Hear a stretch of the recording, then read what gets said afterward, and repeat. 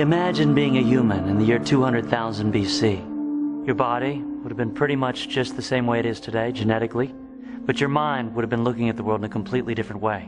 No telephones, no cell phones, no iPods, no books, no written language. Your experience of the world was one of drives: the drive to eat, the drive to sleep, the drive to procreate.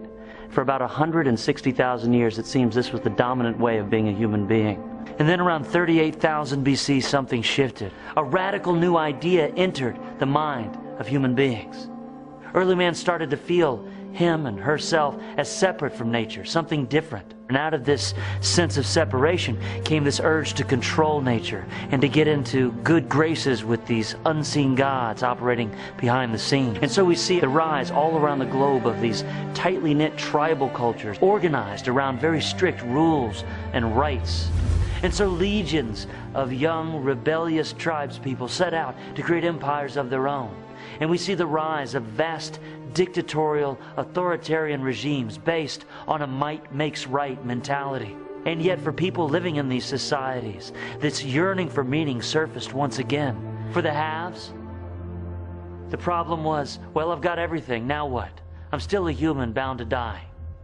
For the have-nots, the problem was, well, I'll never have the indulgences of kings, so what's the point? And so out of this yearning was an existential vacuum filled with a desire for purpose which had never been seen before. And from that we see around 3000 to 4000 BC the rise of major monotheistic religions all around the globe. Heaven, hell, right, wrong, concepts that before didn't even exist became the dominant ways that humans made sense of the world around them.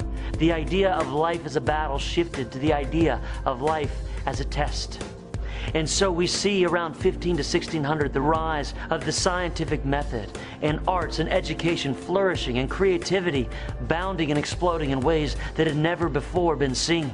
An ability to think outside of the traditions of religious dogma. We see the birth of the Renaissance and free thinking in which man used his own wits to try to figure out life on his own merits.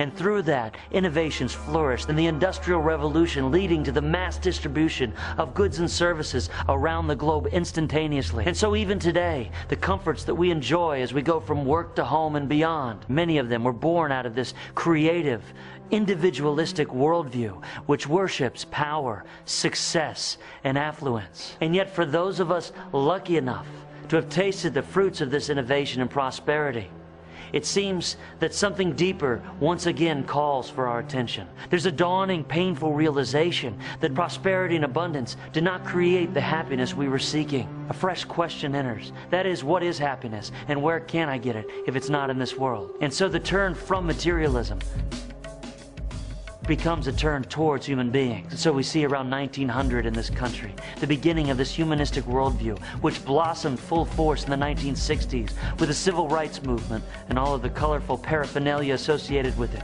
And yet, still, despite the beauty, despite the emotion, despite the non-dogmatic spirituality, once again, a shift has started to take place. Because people operating from this idea of the world as one big family are sorely disappointed to realize that this family isn't getting along. The ice caps are still melting. The species are being depleted. The oceans are getting poisoned. The powerful, rich few are still ruling over the have-nots, but through multinational conglomerates. And so, for the brave souls who are willing to let go, another grand shift awaits. A shift to a more systemic worldview, a more pragmatic worldview, a less ideological worldview. A worldview of someone who has the faith to let go of the mind and still feel connected to life. And who has the courage to use their wits in the service of life, harnessing the sun and nature's intelligence to recreate the systems of our capitalistic world. And these people become proud, innovative problem solvers, affluent in every dimension of life. And it's a beautiful leap forward.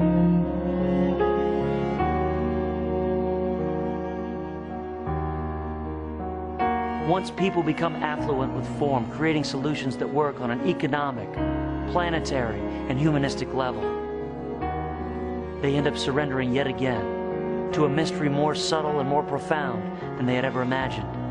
Life turns from a problem to a poem, And that deep yearning for beauty becomes the all-encompassing quest to surrender to the moment and all that it has to offer. And all the left brain thinking and figuring out can't ever replace the sheer mystery of being alive. And so at the end of this long road, humans find that the true value of life is the mystery. And the true enjoyment can only happen now.